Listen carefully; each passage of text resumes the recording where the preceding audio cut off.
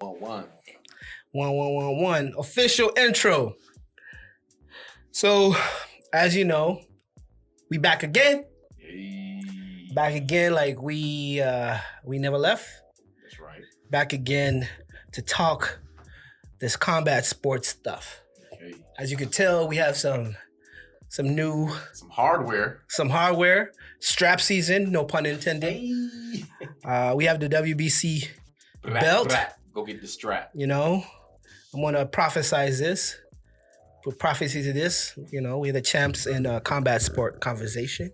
Manifest. We manifest that, and we talk about unprofessional. We give our unprofessional viewpoints on this beautiful profession that is, you know, gladiator like. So, as you know how we do it. We start off with, you know, greeting each other. LT, how you been? And what's going on? What's been happening? Blessings on blessings on blessings. You know, I never boast too much. I never brag too much. I'm on my Grizzy on the low. But you know, it's my season. Yeah. It's my season. What season is it? It's the bearing my fruits, right? It's the harvest. You know what I'm saying? A little bit, you know. So I've been sowing some seeds, and now I'm reaping the harvest. That's the words I'm looking for. Hey man, you deserve it. If I know anyone, you're one of the hardest workers I know.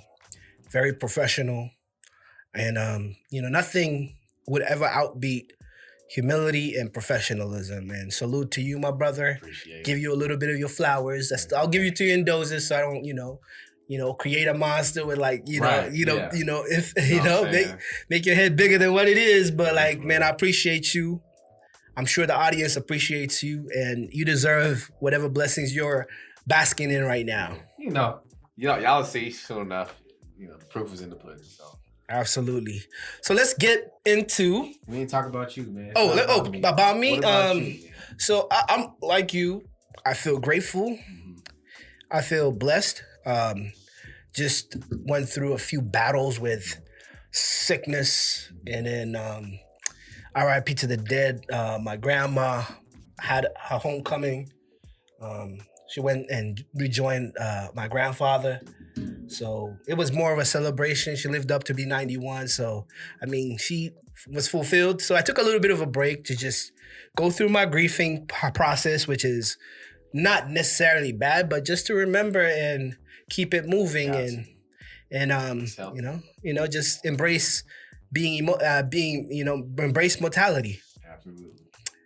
Yeah. So I didn't mean to dump in the mood at the beginning of the show, but let's get into some more fun conversation. You know what you've been waiting for. We just keep it real on here. Absolutely. What we've been waiting for. What you've been waiting for. We're going to start off with UFC 265. LT. Yo. Who's fighting? Who's fighting? We're recapping Derek Lewis versus Cyril Gane. Oh, man. Let me start with, I lost money to our homie. I'm surprised he didn't put that stuff online, but he sent me his Cash App, and I had to send that, pronto. Oh, man. And Ian Knight. You were right. It was a friendly wager, right? Friendly wager, but we don't want to talk about the amount. Okay, all right. We are not a gambling podcast. We don't promote that type of stuff. But it was a gentleman's bet. He had his points. Mm-hmm. I listened to him. He had Cyril Gane. Of course, you know what the results are, but he had Cyril Gane winning because he's a problem in that division that he feels no one has a solution for. So salute to Ian Knight. I'll tag you on this so you could listen to this and get your flowers too. So amazing fights. We won't talk about the real main events, but let's go through some of the main cards that day. I mean the main event, but main cards that day. We'll start off with I don't know if he's from Korea, but that's a good guess. His name is Song Young Dong versus Casey Kenny. Mm-hmm. So I remember watching this, and I didn't know none of these two fighters, unfortunately. And and I like that type of situation because I'm walking in without any biases. I'm walking in without any expectations. I just want to see a great fight. Absolutely. It was beautiful. It was beautiful. It was a beautiful fight. Great technicians, both of them. A lot of ground game here. A lot of grappling. It was a very tight game. Stand-up action was very minimal.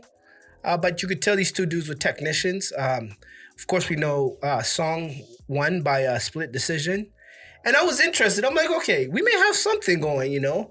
My biggest pull actually was not really Derek Lewis, but I'm a big fan of this fighter. Salute to the women UFC fans, the women UFC fighters, women boxers.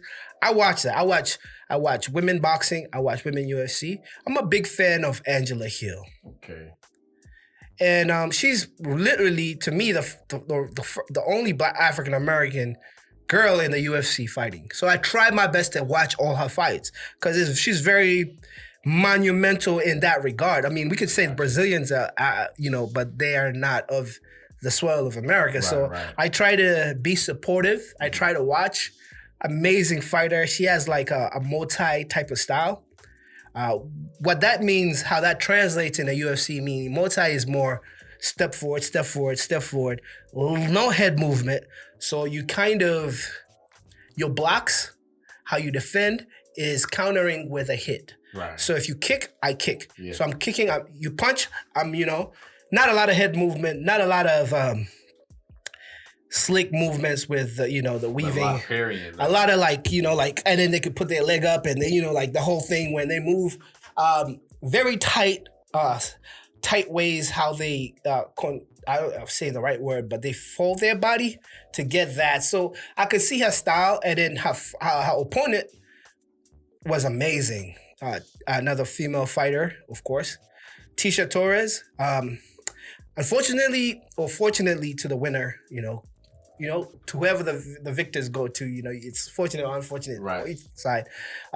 She had a great plan, an amazing striker. Her combinations were landing. Angela was outmatched. I don't like saying defeated because styles make fight, but in this chess game, this style didn't work for this girl because she was picked apart and she lost, or Torres won, unanimous decision. Okay, another great fight. And I'm gonna go through these ones fast.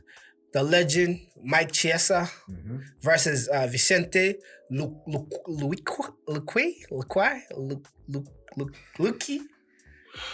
Forgive me. Oh man. But I'm trying. I think he's from Portugal or Spain, one of the two countries. I need to do my research. But that was weird. I walked in thinking, because Michael Chiesa he's an amazing fighter, man. He's an amazing fighter, pedigree, Let me even look at their records right now. I've seen him fight so many times. It's just that, with sports, since it's a one-on-one, that's the beauty about sports. Is this sport, fighting sports, why we like it is the unknown, the element of surprise. Silent assassin. Yes. And he submitted Chiesa. And Chiesa is known for his ground game, known for his ground defense. He's highly ranked. I think he's ranked number 5 in that division. So Vicente's ranked number 6, I believe. So the silent assassin versus the Mavericks, the original Mavericks, not Logan Paul. But anyways, yeah, that was a great fight. Element of surprise for me. I didn't expect that result, but hey, that's why we watch it. And then, of course, we're going to talk about this fight. We announced it. Unfortunately, Nunes was not on this card, but we saw the legend himself. I sometimes forget this guy's not that old, but I think I've been seeing him for a long time. Feels like it. Jose Aldo. So Jose Aldo for Pedro Monjos. And just like that, 3 rounds. The victors went to Jose Aldo. He's gone down weight. He's gone down weight prior to his old weight. He looks in shape. He looked like in phenomenal shape. I think that was one of his hardest things, was to cut weight, to fight at 55 or fight at a different other weight category. But now I think he's fighting at bantam. So that I don't know what his physique. Maybe that suits him. That makes his punches, because he has power, a little faster. He was combination out of combination. I mean, it was a master class. He did his thing. That's interesting, because at the age of 34, I thought he was older than that. If you do that in boxing, though, if you go down at that age of boxing, yeah, you're dealing with different animals. The speed is too much. It's just too fast. Your head, I don't know about, but like the miles you put up to trauma to the head, or what I can see, he's been hit a lot. He's been knocked out a lot too. I can see it work to his advantage in MMA, because now you got some real grown man strength. Yeah, he's strong. He has them things. So, I mean, he's doing great. And then we go to the real main event. I mean, Houston's very own. This was happening in Houston. Derek Lewis. He's going to be a UFC Hall of Famer. Most KOs in the heavyweight division. Most finishes, that is, by KO. Ranked at this time, before I say the wrong ranking, he's ranked number 2. And Cyril Gane is ranked number 3. Funny story about Cyril Gane is he has not been fighting that long. Right. He's not been fighting that long. And another thing about him, he moves like a middleweight, but he weighs 250, 240, 245, 250 pounds. That is a problem. I'll say Derrick Henry it was a knockout, TKO. He went down on his knee and, it was over. I think it was more or less of, I'm getting beat up too much. More like I don't have the cardio for him, because this dude was doing the middleweight dance. And heavyweights plant their feet and throw. Slug, yeah. This dude is moving around. He's hitting you from distance. He's about a good 6'4", 6'5". So he's doing and I don't want to say he's masterful like a style bender, but that's that type of style, which is very annoying. He's tagging you with them calf leg kicks. He's moving. He's walking your inside. He's doing annoying stuff. It's just it's a problem. So if you're like a Francis Ngannou who blitzes with a guy who knows how to move, great lateral movement, great switching of direction, you're trying to blitz, you're trying to shoot. Right. He's moving right. He's moving left. He's rotating you. He's making you move a circle. So you're working cardio the whole first round. Derek Lewis was seeking for oxygen. To me, that sounds like the traditional heavyweight in UFC is more like a defensive tackle, and Cyril Gane is bringing in some linebacker skills. Yes, and he's strong. So that's a problem of its own kind, because he has the power to put you out. We're talking about the evolution. But he's athletic. He's athletic. We're talking about the evolution of the division. There we go. I don't want to say Giannis, but he is. Back then, we used to create divisions to create fair matches up. Yeah. Yeah. But he is, if you have a heavyweight that has quick hands, and I'm not saying him in particular, like a middleweight, a lightweight. And that's why Tyson was very dangerous. He was small. He was legit on the line of not being a bantam. He was 205 pounds, 215 pounds. So that was considered heavyweight that time. But he moved his style, the peekaboo, while most people don't use it, is because it's a very athletic style. You need to do your cardio. You can't be big. So if you're a big guy, right? And that's why let make it more realistic. Mike Tyson, let's talk about our guy, Bronze Bomber. That's why he's successful. He has that athletic. And I'm not saying he plays off cardio, but it's just a different type of heavyweight that we have never seen. He's not planting his feet. His like Superman punch. I don't know. It's wild. Let's talk about that. It was for the interim title. Interim title, right? So that's Francis Ngannou's belt. No?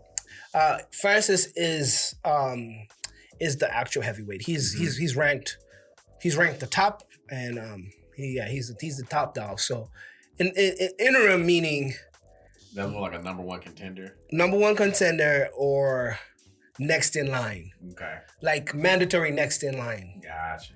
Naturally. Okay. But we've seen interim champions not have that chance to do that. I mean, we've seen who was a long-time interim champion.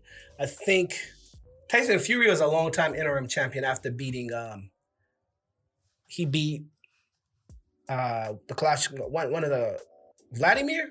Klitschko, sorry. And see, I don't. Yeah, so he so like it's one of those things that it's confusing, but I just know he's still ranked number 3, but hopefully that he's the next person to fight Francis, and that will make it interesting how foreign after John Jones. See, that's a money fight, and Dana does that. Right. You don't care if you're ranked, whatever. Dog, he's going for the money. Get the fans what they want. That's what he does. Get the people what they want to see. Yeah, he's for the money. Like, Corner is not even ranked top 5. What's his name? The guy he fought. Boy from Lafayette, Louisiana.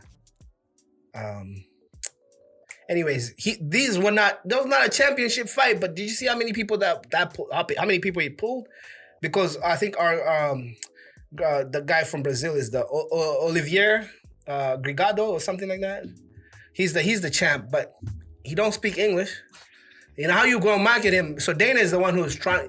UFC markets them for and creates the hype behind these people with the story, So that's why Dana is pretty much a marketing guy, and with marketing comes the end product, which is the money. So I can see Corner fighting Jose Aldo too at 155.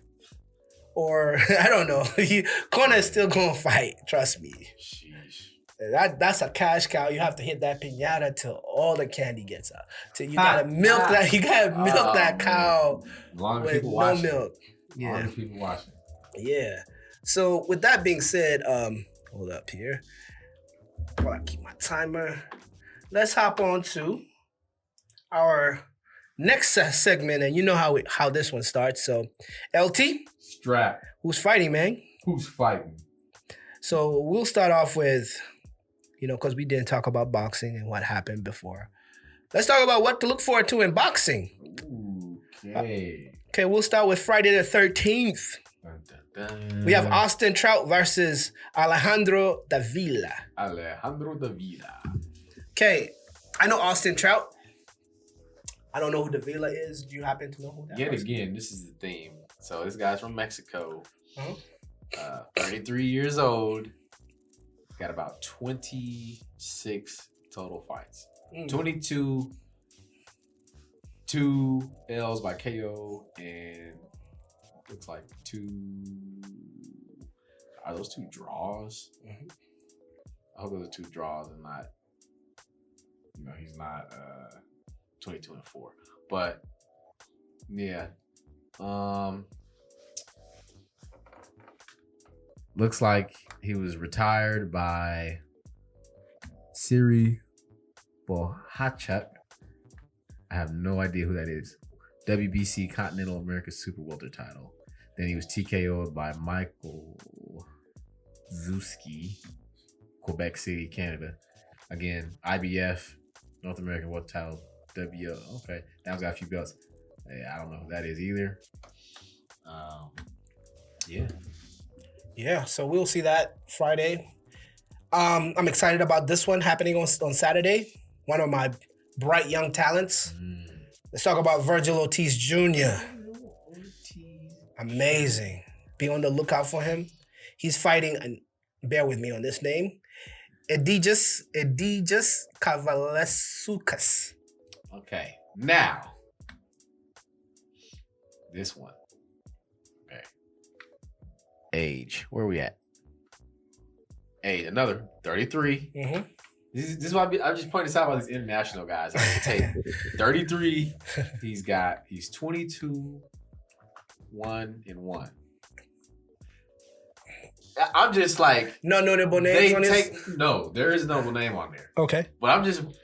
It goes again with my theme that these international fighters take their time when it comes to becoming pro. Right. Most notably, his 1L comes by the hands of arguably pound for pound Terrence Crawford. Oh, wow. TKO 2019 in December. But he's got before that, he had a draw to Ray Robinson earlier that year, which that's a heck of a bounce back. You go from you go from a draw to dancing with pound Crawford. for pound, But those are the only two blemishes. He had a bounce back against that Zuski guy from Canada, who he TKO'd. And now on to the prospect, Virgil Ortiz. Is he a prospect or is he a contender? For me, contenders with boxing is different from UFC. It's based on how you market yourself. There's so many good fighters, but they don't have a team to market in. They don't lack personality. I'll talk about people that I don't even know how to put Benavidez. What category do I put Benavidez? David. Yeah. But if I talk about his brother, Jose, I think it's Jose Jr. or Pedro, one of his brothers. His brother actually fought Terrence Crawford.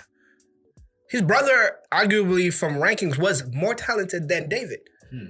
His older brother, that is. Okay. Both trained by the father. And I mean, he's only lost, his brother's only lost like one or twice. So he's still in the mix. But that's the thing. I don't think his brother gets the same, they have the same clout as David. So it's just something about who promotes you. The performance you put in too. How, we know Ajagba because of his performance. And everything is about clout. It's not really about talent yes, it does matter about talent because talent brings you there, but to explode into that scene. If I ask Strap, is he a prospect or is he a contender? He's a prospect. Still a prospect. He's a prospect. Okay. If I'm not mistaken, that division is stacked. So look, we gotta own up that we didn't put no respect on the Argentine's name that just fought the twin. Oh yeah. And he gave a showing. So we need to put some respect on this guy's name. Carlos. Right now, Gigi. Excuse me. Edidis. Look. He went 9 rounds with Terrence Crawford. Right. What it looked like, hey. But he went 9 rounds. He danced for 9. Lasted that long. Right. So. He's a professional fighter for a reason. We're going to put some respect on there. And he's battle tested. And so now this looks like a battle test for Virgil Ortiz. Yeah. So let's see how he passes on this test. And I won't say too much. But I'm going to respect every opponent that I don't know their names. Yeah. And I will pronounce the name better next time. Trying. All right. So we pretty much talked about this next one last time. We just want to make a correction. We said sometime in September, but it's actually October 9th. Confirmed date. And this we're talking about Fury versus Wilder. I mean, we did a whole special on this. And we'll be doing a special on the one we're going to talk about right now, which is Pacquiao Spence. Yeah, buddy. We have to talk about that in depth. So stick for the special for that part. And then we'll walk into Jose Uzcategui. I kind of know that one. Uzcategui versus David Benavidez, which is going to happen August 28th. Now look, that's a sleeper fight. That is a sleeper fight. Is he from Russian? No, Jose Uzcategui. What's that? Where is that from? He's Mexican. Oh, let me check. Fact check. Uzcategui. Venezuela. Venezuela, okay. Right off the coast. Venezuela, very close to Trinidad. So okay. Benavidez. Remarkable finish. I anticipate maybe late rounds, but David Benavidez will put him away. My prediction. So he's got some notable names on here. Very notable names. Okay, this is why I know who he is. So let's look at his record real quick. 35 fights, 31 wins, 4 losses. He is born. He's 30. Okay. Hey, now look, that's some mileage. David is 23, right? 21. That's some mileage for one of these foreign fighters, international. But he's fought the likes of, he lost a man's decision to Matt Korobov. He lost, he was DQ'd by Andre Durrell. They had a rematch and he retired him. He was retired he retired under Durrell in the rematch. And that's back in 2018. And then notably, unanimous decision loss to Caleb Plant. Right, okay, one of the current champions, belt holders. And he lost unanimous decision to Lionel Thomas. Now, battle tested. He's danced with them. Battle tested. So your take. My take. Yeah, I kind of agree. The punching power of Benavidez coming forward. Tall. Punishment. 6'1". Punishment. He's battle tested, but I don't know if he's been punished. Durrell is a heavy hitter. But Caleb Plant, I think, is kind of technical. Looking at some of these names on here. Quick hands, fast. And I see it going for a while though. Probably not. Okay. It's not a title fight. Nine rounds. It's not a title fight though, huh? I don't think it is. So that's kind of funny. Like I always thought that title fights will go for 12, non-title fights go for 10, but it looks like I've been seeing that a little bit different recently. Yeah. All right. So this is our final match fixture that we'll be doing a prediction for this episode. We'll be talking about Anthony Joshua versus Usyk. And this is for all the all of it all. It's for WBA, IBF, WBO heavyweight titles. They're both putting their belts out there. And this is kind of the what's the word? Consolation prize, because people wanted a different fight, but this is what you get.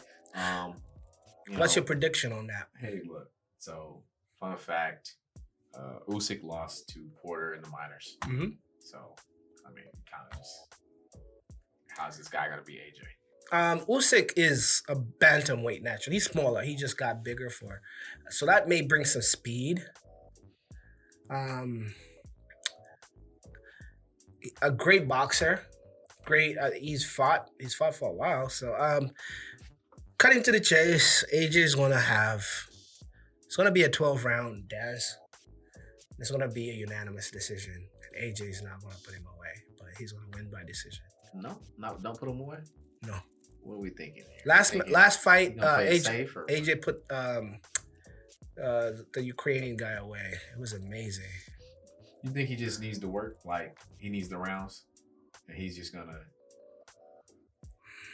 Usyk is a good fighter. Is he going to use it as like a... That's what we used to say. This is a competitive practice. Like, when we would go to small track meets... Usyk is a legit good fighter. He could give any of the heavyweights a problem. Maybe not too much of Tyson Fury, because Tyson Fury comes from he's a fighter. He's a good boxer, but I think Usyk could give Andy Ruiz a problem. He could give my man Deontay Wilder a problem because he could fight. Let's beat this horse. Box. I'm gonna beat this horse into the ground. He's 34 years old and he has 18 professional fights. And an illustrious amateur fighting background. So you clearly are anticipating a stop. You're anticipating a stop, whether it's TKO or KO. Okay. Clearly, from whatever you're insinuating from your data and your facts. Okay, so now I'll give him this. He's battle tested. He went unanimous decision against Chisora. Chisora, yeah. That tells me that he has a chin. Yeah. Or he just knows how to move, because Chisora just blitzes sometimes. Chisora had to land something at one point. Sir. He got off somewhere. He's just a blister. I say blister, but he just goes. All right, ladies and gentlemen, it's been another great episode of Who's Fighting? All right.